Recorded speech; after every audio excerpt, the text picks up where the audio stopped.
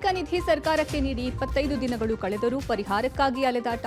Public TV ಎದುರು ಅಳಲು ತೋಡಿಕೊಂಡ ರಿತ್ತಿ ಕುಟುಂಬ. ದೇಶದಲ್ಲಿ ಸದ್ದು ಮಾಡಿದ ಚೋರ್ಲಾಘಾಟ್ 400 ಕೋಟಿ ದರೋಡೆ ಪ್ರಕರಣಕ್ಕೆ ದಾಖಲಾಗದ ದೂರು. ಆರ್ಟಿಒದಲ್ಲಿ ಲಂಚದ ದರ್ಬಾರ್. ಸೌರ ಘಟಕ ನಿರ್ಮಾಣಕ್ಕೆ ಬೃಹತ್ ಮರಗಳಿಗೆ ಕೊಡಲಿ ಪೆಟ್ಟು. 10ನೇ ತರಗತಿ ಉತ್ತಮ ಫಲಿತಾಂಶಕ್ಕೆ ದಿಟ್ಟ ಹೆಜ್ಜೆ ಇಟ್ಟ ಶಿಕ್ಷಣ ಇಲಾಖೆ. ಬಂಡೀಪುರ ಸಫಾರಿಗೆ ಆರಂಭಕ್ಕೆ ಜಾತ್ರೆಯಲ್ಲಿ ಭಕ್ತನ ವಿಚಿತ್ರ ಹರಕೆ. ವಿಶ್ವ ಕ್ಯಾನ್ಸರ್ ದಿನಾಚರಣೆ ಅಂಗವಾಗಿ ಜಾಗೃತಿ ಜಾಥಾ. ಈ ಎಲ್ಲ ಮಾಹಿತಿಯನ್ನು ನೋಡ್ತಾ ಹೋಗೋಣ ಕರ್ನಾಟಕ ಟಾಪ್ 20ಯಲ್ಲಿ. ಉದ್ಯಮಿ ಸಿಜೆ ರಾಯ್ ಆತ್ಮಹತ್ಯೆಗೆ ಕಾರಣ ಇನ್ನೂ ಕೂಡ ಗೊತ್ತಾಗ್ತಿಲ್ಲ. ದಿನ ಕಳೆದಂತೆ ಒಂದೊಂದೇ ಅಂಶಗಳು ಬೆಳಕಿಗೆ ಬರ್ತಿದೆ. ಸಿಐಡಿ ತನಿಖೆಯಲ್ಲಿ ರಾಯ್ ಹೋಟೆಲ್ ಕಾನ್ರಾಡ್ ಅಲ್ಲಿ ಸೂಟ್ ರೂಮ್ಗೆ ದಿನಕ್ಕೆ ಲಕ್ಷ ಬಾಡಿಗೆ ಕಟ್ತಾ ಇದ್ದಿದ್ದು, ಪ್ರತಿಯೊಂದು ಪ್ರಾಜೆಕ್ಟ್ ಅನ್ನ ರೆಡ್ ಇಂಕ್ ಪೆನ್ ನಲ್ಲಿ ಬರೆದು ಫ್ರೇಮ್ ಹಾಕಿಸ್ತಾ ಇದ್ರು ರಾಯ್. ಅಂದುಕೊಂಡಿದ್ ಮಾಡಬೇಕು ಎಂಬ ಹಠ ಅವರಿಗಿತ್ತಂತೆ. ಇನ್ನು ರಾಯ್ ಫೋನ್ ಕರೆಗಳ ಸಿಡಿಆರ್ ರಿಪೋರ್ಟ್ ಬೆನ್ನು ಬಿದ್ದ ಎಸ್ಐಟಿಗೆ ರಾಯ್ ಹಲವು ಬಾರಿ ಇಂಟರ್ನೆಟ್ ಕರೆ ಮಾಡಿರೋದು ಬೆಳಕಿಗೆ ಬಂದಿದೆ. ಕರೆಗಳ ಮಾಹಿತಿ ವಿವರ ಪತ್ತೆ ಹಚ್ಚೋದು ಕಷ್ಟವಾಗ್ತಿದೆ. ಸದ್ಯ ತಾಂತ್ರಿಕ ಪರಿಶೀಲನೆ ನಡೆಸಲು ಎಸ್ಐಟಿ ಮುಂದಾಗಿದೆ. ಇನ್ನು ಸಿಜೆ ರಾಯ್ಗೆ ಯಾವುದೇ ಆರ್ಥಿಕ ವ್ಯವಹಾರದಲ್ಲಿ ನಷ್ಟ ಉಂಟಾಗಿರಲಿಲ್ಲ, ಅರ್ಥಾತ್ ಸಮಸ್ಯೆ ಇರಲಿಲ್ಲ ಅನ್ನೋದು ಕೂಡ ಗೊತ್ತಾಗಿದೆ. ಕಳೆದ ಬಾರಿ 600 ಕೋಟಿ ಆದಾಯ ಬಂದಿದೆ ಅನ್ನೋದು ಗೊತ್ತಾಗಿದೆ. ಉತ್ತರ ಕನ್ನಡ ಜಿಲ್ಲೆಯ ಸಿದ್ದಾಪುರದ ವಸಂತ ನಾಯ್ಕ ಹತ್ಯೆ ಪ್ರಕರಣದಲ್ಲಿ ಜ್ಯೋತಿಷಿ ಕಮಲಾಕರ್ ಭಟ್ ಹಾಗೂ ಸುಚಿತ್ರಾ ಜೈಲು ಪಾಲಾಗಿದ್ದಾರೆ. ಸೋಮವಾರ ರಾತ್ರಿ ಸುಚಿತ್ರಾ ತನ್ನ ಮಗಳನ್ನು ಕರೆದೊಯ್ಯಲು ಯುವಕರ ಗುಂಪು ಕಟ್ಟಿಕೊಂಡು ಬಂದು ಗಲಾಟೆ ಮಾಡಿದರು. ಸುಚಿತ್ರಾ ಮಗಳನ್ನು ಎಳೆದೊಯ್ಯುವಾಗ ಗಂಡ ಮಹೇಶ್, ವಸಂತ್ ಹಾಗೂ ಪಕ್ಕದ ಮನೆಯ ಕುಮಾರ್ ತಡೆದಿದ್ದಕ್ಕೆ ಹಲ್ಲೆ ಮಾಡಿದ್ಲು. ಅಲ್ಲದೆ ಸುಚಿತ್ರಾ ಜೊತೆ ಬಂದ ಶಿವಮೊಗ್ಗ ಪುಂಡರ ಗುಂಪು ಸುಚಿತ್ರಾ ಭಾವ ವಸಂತ ನಾಯ್ಕ್ಗೆ ಚಾಕು ಇರಿದು ಪರಾರಿಯಾಗಲು ಯತ್ನಿಸಿತ್ತು. ಗ್ರಾಮಸ್ಥರು ಈ ಗುಂಪನ್ನು ಹಿಡಿದು ಥಳಿಸಿದರು.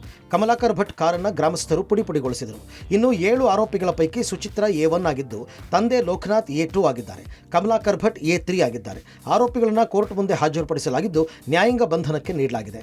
ಆರೋಪಿಗಳನ್ನು ಕಾರವಾರ ಜೈಲಿಗೆ ಕಳುಹಿಸಲಾಗಿದೆ. ಉಳಿದಂತೆ A4 ಇಂದ A7 ಶಿವಮೊಗ್ಗ ನಗರದ ಮೊಹಮ್ಮದ್ ಫೈಫುದ್, ಫೈಸಲ್, ಇರ್ಫಾನ್ ಆಗಿದ್ದು, ಇವರನ್ನ ಸಿದ್ದಾಪುರ ಪೊಲೀಸರು ವಶದಲ್ಲಿ ಇಟ್ಟುಕೊಂಡು ವಿಚಾರಣೆ ನಡೆಸ್ತಾ ಇದ್ದಾರೆ. ಸಿಕ್ಕ ನಿಧಿಯನ್ನ ಪ್ರಾಮಾಣಿಕವಾಗಿ ಸರ್ಕಾರಕ್ಕೆ ಹಸ್ತಾಂತರಿಸಿದ ಲಕ್ಕುಂಡಿ ರಿತ್ತಿ ಕುಟುಂಬಕ್ಕೆ ಪರಿಹಾರ ಸಿಗದೆ ಅಲೆದಾಡುವಂತಾಗಿದೆ. ನಿಧಿ ನೀಡಿ 25 ದಿನಗಳು ಕಳೆದಿವೆ.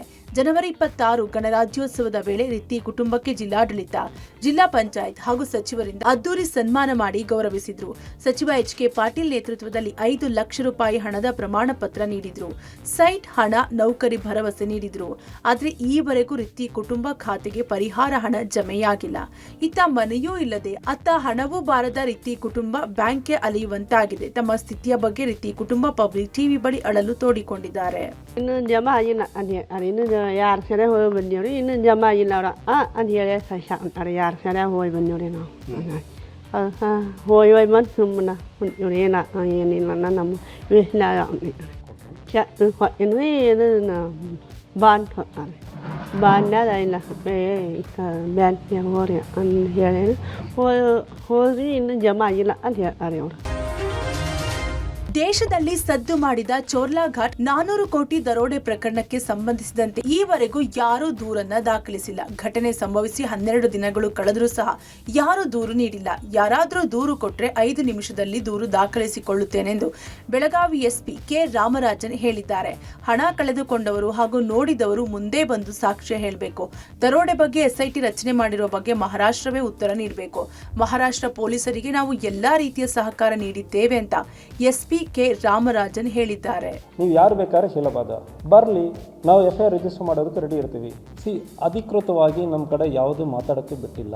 ನೋಡಿರೋರು ಯಾರು ನಾವು ಇದು ಬರೋ ಭೇಟಿ ಮಾಡೋಕ್ಕೆ ನೀವು ಹೇಳ್ತಾ ಇರೋ 400 ಕೋಟಿಗೆ ಇಂತಾಗ ಆಗಿಲ್ವಾ, ಯಾವುದು ನೋಡಿರೋರು ಮಾಡಿರೋರು ಇಲ್ಲ ವಿಕ್ಟಿಮು ಯಾರು ಇದ್ದಾರೆ ಅಂದರೆ ನಾವು ಪ್ರಯತ್ನ ಮಾಡ್ತಾ ಇದ್ದೀವಿ. ಒಂದು ವೇಳೆ ವಿಕ್ಟಿಮ್ ಸರ್ ನನಗೆ 400 ಕೋಟಿ ನನ್ನ ಹಣ ರಾಬರಿ ಆಗಿದೆ, ಇಲ್ಲ ಯಾರೋ ಒಬ್ಬರೇ ಇಲ್ಲ ಸರ್ ನಾನು 400 ಕೋಟಿ ರಾಬರಿ ಮಾಡುವಾಗ ನಾನು ಸುತ್ತಮುತ್ತ ಇದ್ದೀನಿ ಅಂದರೆ ಇಲ್ಲಿ, ಇಲ್ಲ ನನಗೆ ಇಂತಾಗ ನನಗೆ ಗೊತ್ತು ನಾನು ನೋಡಿದ್ದೀನಿ ಅಂದರೆ ಯಾರೋ ಒಬ್ಬರಿಗೆ ಹೇಳಿ FIR ಮಾಡೋಕ್ಕೆ ರೆಡಿ. ಸಿನಿಮೆಯ ಶೈಲಿಯಲ್ಲಿ ಲಾರಿ ಡ್ರೈವರ್ ಮೇಲೆ ಮಾರಣಾಂತಿಕ ಹಲ್ಲೆ ನಡೆದಿರುವ ಘಟನೆ ಬೆಳಗಾವಿ ನಗರದ ಕ್ಲಬ್ ರಸ್ತೆಯ ಶಂಕರಾನಂದ ಪುತ್ಥಳಿ ಬಳಿ ನಡೆದಿದೆ. ಅಯಾಸ್ ಸವಣೂರು ದಾಳಿಗೆ ಒಳಗಾದ ಲಾರಿ ಚಾಲಕ ಗುಜರಾತ್ನಿಂದ ಸ್ಟೀಲ್ ಲೋಡ್ ಮಾಡಿಕೊಂಡು ಬೆಳಗಾವಿಗೆ ಬಂದಿದ್ದ. ಈ ವೇಳೆ ಕಾರಿಗೆ ಡಿಕ್ಕಿ ಹೊಡೆದು ಲಾರಿ ನಿಲ್ಲಿಸದೆ ಹಾಗೆ ಬಂದಿದ್ದ. ಚಲಿಸುತ್ತಿದ್ದ ಲಾರಿ ಓವರ್ಟೇಕ್ ಮಾಡಿಕೊಂಡು ಬಂದ ಖದೀಮರು ಸುಮಾರು 500 ಮೀಟರ್ ಬೆನ್ನಟ್ಟಿ ಚಾಕುವಿನಿಂದ ದಾಳಿ ನಡೆಸಿದ್ದಾರೆ. ದಾಳಿಯಿಂದ ಅಯಾಸ್ ಕಿವಿ, ತಲೆಗೆ ಗಂಭೀರ ಗಾಯವಾಗಿದೆ. ಖಾಸಗಿ ಆಸ್ಪತ್ರೆಯಲ್ಲಿ ಅಯಾಸ್ ಚಿಕಿತ್ಸೆ ಪಡೆಯುತ್ತಿದ್ದು ಖಾಸಗಿ ಆಸ್ಪತ್ರೆಯಲ್ಲಿ ಅಯಾಜ್ ಚಿಕಿತ್ಸೆ ಪಡೆಯುತ್ತಿದ್ದು ಪರಿಸ್ಥಿತಿ ಚಿಂತಾಜನಕವಾಗಿದೆ. ಬೆಳಗಾವಿ ಕ್ಯಾಂಪ್ ಪೊಲೀಸ್ ಠಾಣೆಯಲ್ಲಿ ಪ್ರಕರಣ ದಾಖಲಾಗಿದೆ. ಸೋಕೋ ಟೀಮ್ ಹಲ್ಲೆಗೈದ ಆರೋಪಿಗಳ ಪತ್ತೆಗೆ ಕಾರ್ಯಾಚರಣೆ ನಡೆದಿದೆ. ಸಮಸ್ಯೆ ಆಗೈತೆ ಅಂತ ಬಾಪ ಜಲ್ದಿ ಹೋಗೋ ಮಟ್ಟ ಡಿಪಾರ್ಟ್ಮೆಂಟ್ ಎಲ್ಲಾರು ಇದ್ರಿ ಅಲ್ಲೇ ಪಬ್ಲಿಕ್ ಇತ್ರ ಅವ್ರು ಎಲ್ಲಾರು ಅವ್ರು ತಗೊಂಡು ಹಾಸ್ಪಿಟಲ್ ಸಿವಿಲ್ ಹಾಸ್ಪಿಟಲ್ನಾಗ ಅಡ್ಮಿಟ್ ಮಾಡಿದ್ರೆ ಅಡ್ಮಿಟ್ ಮಾಡ್ಕಾಸ್ ಇದನ್ನ ಮಾಡಿ ಅಲ್ಲೇನು ಟ್ರೀಟ್ಮೆಂಟ್ ಮುಗಿಸ್ಕೊಂಡು ನಾವು ಇದು ಹಾಸ್ಪಿಟಲ್ ಇಲ್ಲಿ ಕಾಲಿಗೆ ಹೊಡೆದಾರೆ 3 ಜಾಗ ಮತ್ತು ಇಲ್ಲೇ ಹೊಡೆದಾರೆ ಚಾಕುಲೇ ಹೊಡೆದಾರೆ. ದುಡ್ಡು ಕೊಟ್ಟರೆ ಸಾಕು ಏನು ಬೇಕಾದರೂ ದಾಖಲೆಗಳು ಸಿಗುತ್ತೆ. ಇದಕ್ಕೆ ಕಲಬುರಗಿಯ RTO ಕಚೇರಿಯ ಹೊರಗುತ್ತಿಗೆ ನೌಕರರ ಅಂಧ ದರ್ಬಾರಿ ಸಾಕ್ಷಿ. ಇಲ್ಲಿ ಹಣ ಕೊಟ್ಟರೆ ಸಾಕು ಅಂಚೆ ಮೂಲಕ ಕಳುಹಿಸಬೇಕಾದಂತಹ RC ಕಾರ್ಡ್ಗಳು 200ರಿಂದ 300 ರೂಪಾಯಿ ಕೈಯಲ್ಲೇ ಕೊಡುವುದು ನಿಮ್ಮ ಪಬ್ಲಿಕ್ ಟಿವಿ ಬಯಲು ಮಾಡಿದೆ. ರಾಜಾರೋಷವಾಗಿ ಲಂಚವನ್ನು ತೆಗೆದುಕೊಂಡರು ಕಚೇರಿಯ ಹಿರಿಯ ಅಧಿಕಾರಿಗಳು ಜಾಣಕುರುಡರಾಗಿದ್ದಾರೆ. ಸಾರಿಗೆ ಸಚಿವ ರಾಮಲಿಂಗಾರೆಡ್ಡಿ ಕ್ರಮ ಕೈಗೊಳ್ತಾರಾ ಅನ್ನೋದನ್ನ ಸಾರ್ವಜನಿಕರು ಕೇಳ್ತಿದ್ದಾರೆ. ಸಚಿವೆ ಲಕ್ಷ್ಮೇ ಹೆಬ್ಬಾಳ್ಕರ್ ಪ್ರತಿನಿಧಿಸುವ ಕ್ಷೇತ್ರದ ಬೆಳಗಾವಿಯ ಬಡಾಲ ಅಂಕಲಗಿ ಗ್ರಾಮದಲ್ಲಿ ಮರಗಳ ಮಾರಣ ಹೋಮವೇ ನಡೆದಿದೆ. ರೈತರಿಗೆ ವಿದ್ಯುತ್ ಅಭಾವ, ಸೌರ ಘಟಕ ನಿರ್ಮಾಣಕ್ಕೆ ಅನುಮತಿ ನೀಡಲಾಗಿದೆ. ಈ ಯೋಜನೆಗೆ ಸರ್ಕಾರ ಸುತ್ತೋಲೆ ಪ್ರಕಾರ 2024ರಲ್ಲೇ ಅನುಮೋದನೆ ನೀಡಲಾಗಿದೆ. 40 ಎಕರೆ ಪ್ರದೇಶವನ್ನ ಯೋಜನೆ ಅನುಷ್ಠಾನಕ್ಕೆ ಅನುಮತಿ ನೀಡಲಾಗಿದೆ. ಆದರೆ ಹೆಸ್ಕಾಂಗೆ ಜಮೀನು ಹಸ್ತಾಂತರ ಮಾಡಿದ ನಂತರ ಸೋಲಾರ್ ಪ್ಯಾನೆಲ್ ಅಳವಡಿಕೆ ಕಾರ್ಯ ನಡೆದಿದೆ. ಈ ವೇಳೆ ಅನುಮತಿ ಪಡೆಯದೆ ಟಿಂಬರ್ ಮರಗಳನ್ನು ಕಡಿಯಲಾಗಿದೆ. ಸ್ಥಳಕ್ಕೆ ಭೇಟಿ ನೀಡಿದ ಡಿಸಿ ಮಹಮ್ಮದ್ ರೋಷನ್ ಪರಿಶೀಲನೆ ನಡೆಸಿದ್ರು. ಅರಣ್ಯ DCF ಮಾರ್ಗದಲ್ಲಿ ACF ನೇತೃತ್ವದಲ್ಲಿ ತನಿಖಾ ತಂಡದ ರಚನೆ ಮಾಡಲಾಗಿದೆ. ಈ ನಡುವೆ ಪ್ರಕರಣ ರಾಜಕೀಯ ತಿರುವು ಪಡೆದಿದೆ. ಮರಗಳ ಮಾರಣ ಹೋಮಕ್ಕೆ ಕಾರಣರಾದವರಿಗೆ ಬಂಧಿಸುವಂತೆ ಆಗ್ರಹಿಸಿದ್ದಾರೆ. ಪ್ರಿಲಿಮಿನರಿ ವಿಚಾರಣೆಯನ್ನು ನಾವು ನಡೆಸಿದ್ವಿ. DCF divisional deputy conservator of forest ಮುಖಾಂತರ ನಾವು ಒಂದು ತಂಡದ ರಚನೆ ಮಾಡಿಸಿದ್ವಿ ACF ಅಧ್ಯಕ್ಷತೆಯಲ್ಲಿ. ಇದನ್ನು ಈ ಲ್ಯಾಂಡ್ ಟೋಟಲ್ ಈ ಸರ್ವೆ ನಂಬರ್ 40 ಎಕರೆ ಹಿಂದಿನ ವರ್ಷ ಪ್ರಧಾನ ಮಂತ್ರಿ ಕುಸುಮ್ ಸಿ ಈ ಸೋಲಾರ್ ರೆನ್ಯೂಯಬಲ್ ಜನರೇಷನ್ಗೋಸ್ಕರ ಗ್ರ್ಯಾಂಟ್ ಮಾಡಲಾಗಿದೆ. ಇದು ಸರ್ಕಾರದ ಸುತ್ತೋಲೆ ಪ್ರಕಾರ 2024ರಲ್ಲಿ ಇದನ್ನು ಗ್ರ್ಯಾಂಟ್ ಮಾಡಲಾಗಿದೆ. 10ನೇ ತರಗತಿ ಫಲಿತಾಂಶ ಸುಧಾರಣೆಗೆ ರಾಮನಗರ ಚನ್ನಪಟ್ಟಣ ತಹಶೀಲ್ದಾರ್ ಹಾಗೂ ವಿಜಯನಗರ ಕ್ಷೇತ್ರ ಶಿಕ್ಷಣಾಧಿಕಾರಿಗಳು ಮಹತ್ವದ ಹೆಜ್ಜೆ ಇಟ್ಟಿದ್ದಾರೆ. ಇತ್ತೀಚೆಗೆ ಮಕ್ಕಳು ಟಿವಿ, ಮೊಬೈಲ್ ಹವ್ಯಾಸಕ್ಕೆ ಸಿಲುಕಿ ಓದಿನಲ್ಲಿ ಹಿಂದುಳಿದಿದ್ದಾರೆ. ಹೀಗಾಗಿ ಜಿಲ್ಲೆಯ ಕುಡ್ಲಿಗಿ BEO ಮೈಲೇಶ್ ಬೇವೂರ್ ಪೋಷಕರ ಸಹಕಾರದೊಂದಿಗೆ ಸಂಜೆ 7ರಿಂದ 9 ಗಂಟೆಯವರೆಗೆ ಮೊಬೈಲ್ ಹಾಗೂ ಟಿವಿ ಬಂದ್ ಮಾಡಿ ಮಕ್ಕಳ ಅಭ್ಯಾಸದ ಬಗ್ಗೆ ಗಮನ ಹರಿಸುವಂತೆ ಮನವಿ ಮಾಡಿದ್ದಾರೆ. ಕ್ಷೇತ್ರದ ಎಲ್ಲಾ ಗ್ರಾಮಗಳಲ್ಲಿ ಡಂಗೂರ ಸಾರುವಂತೆ ಗ್ರಾಮ ಪಂಚಾಯಿತಿ PDOಗಳಿಗೆ BEO ಆದೇಶ ಹೊರಡಿಸಿದ್ದಾರೆ. ಇನ್ನು ರಾಮನಗರ ತಹಶೀಲ್ದಾರ್ ಮನೆ ಮನೆಗೆ ಭೇಟಿ ಕೊಟ್ಟು ಟಿವಿ ಹಾಕದಂತೆ ಗ್ರಾಮಸ್ಥರಿಗೆ ಮನವಿ ಮಾಡಿಕೊಂಡಿದ್ದಾರೆ. ಸಫಾರಿ ಪುನರಾರಂಭಕ್ಕೆ ದೇವರಿಗೆ ಮೊರೆ ಹೋದ ಪ್ರಸಂಗ ಕೊಳ್ಳೇಗಾಲದಲ್ಲಿ ನಡೆದ ಲಕ್ಷ್ಮೀನಾರಾಯಣ ಸ್ವಾಮಿ ಜಾತ್ರೆಯಲ್ಲಿ ನಡೆದಿದೆ. ಹುಲಿಗಳ ದಾಳಿ ಕಾರಣ ಬಂಡೀಪುರ ಹಾಗೂ ಕಬಿನಿಯಲ್ಲಿ ಓಪನ್ ಸಫಾರಿ ಬಂದ್ ಮಾಡಲಾಗಿದೆ. ಇದರಿಂದಾಗಿ ಪ್ರವಾಸೋದ್ಯಮ ಹಾಗೂ ಸ್ಥಳೀಯ ವ್ಯಾಪಾರಕ್ಕೆ ಧಕ್ಕೆ ಬಿದ್ದಿದೆ. ಜಾತ್ರೆಯ ರಥೋತ್ಸವದಲ್ಲಿ ಸಫಾರಿ ಪ್ರಿಯರೊಬ್ಳು ಪ್ಲೀಸ್ ಓಪನ್ ಸಫಾರಿ ಎಂದು ಬಾಳೆಹಣ್ಣು ಮೇಲೆ ಇಂಗ್ಲಿಷ್ನಲ್ಲಿ ಬರೆದು ರಥಕ್ಕೆ ಎಸೆದು ಹರಕೆ ಮಾಡಿಕೊಂಡಿದ್ದಾಳೆ.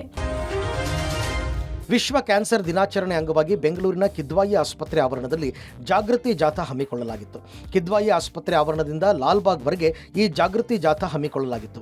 ಮಾಜಿ ಸಚಿವೆ ಉಮಾಶ್ರೀ, ಹಿರಿಯ ನಟ ರಮೇಶ್ ಭಟ್, ಕಿದ್ವಾಯಿ ಆಸ್ಪತ್ರೆಯ ನಿರ್ದೇಶಕ ಡಾಕ್ಟರ್ ನವೀನ್ ಸೇರಿದಂತೆ ನೂರಾರು ಮಂದಿ ಈ ಜಾಥಾದಲ್ಲಿ ಭಾಗಿಯಾಗಿದ್ದರು. ಕ್ಯಾನ್ಸರ್ ಗುಣಪಡಿಸುವ ನಿಟ್ಟಿನಲ್ಲಿ ರಾಜ್ಯದ ಪ್ರತಿ ಜಿಲ್ಲೆಗಳಲ್ಲೂ ಈ ರೀತಿಯ ಜಾಥಾಗಳನ್ನು ಹಮ್ಮಿಕೊಳ್ಳಬೇಕು ಅಂತ ಕರೆ ಕೊಟ್ಟರು. ಇನ್ನು ಕಿದ್ವಾಯಿ ಆಸ್ಪತ್ರೆಯ ನಿರ್ದೇಶಕ ಡಾಕ್ಟರ್ ನವೀನ್ ಮಾತನಾಡಿ, ಕ್ಯಾನ್ಸರ್ ಈಗ ಗುಣಪಡಿಸಬಲ್ಲ ಕಾಯಿಲೆಯಾಗಿದ್ದು ಪ್ರತಿ ಹಂತದಲ್ಲೂ ತಪಾಸಣೆ ಅಗತ್ಯ ಅಂತ ಕರೆ ಕೊಟ್ಟರು. ಕಿದ್ವಾಯಿ ಆಸ್ಪತ್ರೆ ಬಹಳಷ್ಟು ಲಕ್ಷಾಂತರ ಜನಕ್ಕೆ, ಇಷ್ಟು ದೊಡ್ಡ ಆಸ್ಪತ್ರೆ, ದೇಶದಲ್ಲಿ ಮೊದಲನೇ ಆಸ್ಪತ್ರೆ ಇದು. ಬಹಳಷ್ಟು ರಾಜ್ಯದಾದ್ಯಂತ, ದೇಶದಾದ್ಯಂತ ಜನ ಬರ್ತಾರೆ. ಇಲ್ಲಿ ಭಾಳಷ್ಟು ಫೆಸಿಲಿಟೀಸ್ ಇದೆ, ಕೊಡ್ತಾ ಇದ್ದಾರೆ. ಬಟ್ ದಿನನಿತ್ಯವೂ ಹೆಚ್ಚಾಗ್ತಾ ಇದೆ ಕಾಯಿಲೆ. ಇನ್ನೂ ಹೆಚ್ಚು ಹಾಸ್ಪಿಟ್ಲ್ ಬರೋದಕ್ಕಿಂತಲೂ ಹೆಚ್ಚು ಜನ ಬರದ ಹಾಗೆ ನಿಯಂತ್ರಣ ಮಾಡೋದಿದೆಯಲ್ಲ, ಅದು ನಮ್ಮ ಕೈಯಲ್ಲಿದೆ. ಮುಂಚೆನೇ ಜಾಗೃತರಾಗಿ ಅದರ ಬಗ್ಗೆ ಎಚ್ಚರಿಕೆ ಎಲ್ರಿಗೂ ಇರಬೇಕು ಅನ್ನೋದು ನಮ್ಮ ಅಭಿಪ್ರಾಯ. ದೇಶದಲ್ಲೇ ಬಹಳ ಪ್ರತಿಷ್ಠವಾದ, ಎಲ್ರಿಗೂ ಅನುಕೂಲ ಆಗುವಂಥ, ಸಾಮಾನ್ಯ ಜನರಿಗಂತೂ ತುಂಬ ಅನುಕೂಲಕರವಾದ ಒಂದು ಆಸ್ಪತ್ರೆ ಇದು. ಪ್ರತಿಯೊಂದು ಬಡಾವಣೆಯಲ್ಲೂ ಆದರೆ ಒಳ್ಳೆಯದು ಅಂತ ನಾನು February 4th is always a World Cancer Awareness Day. ನಮ್ಮ ಜನರಲ್ಲಿ ಆದಷ್ಟು ಕ್ಯಾನ್ಸರ್ ಅವೇರ್ನೆಸ್ಸನ್ನು ಮೂಡಿಸುವಂಥದ್ದು, ಬರ್ದಿರೋ ಹತ್ರ ನೋಡ್ಕೊಳ್ಳೋದು ನಮ್ಮ ಆದ್ಯ ಕರ್ತವ್ಯ ಆಗಿರ್ತದೆ. ಸುಮಾರು ಕ್ಯಾನ್ಸರ್ಗಳು, ಕಾಯಿಲೆಗಳು ಪ್ರಿವೆನ್ಷನ್ ಮಾಡ್ಬೋದು.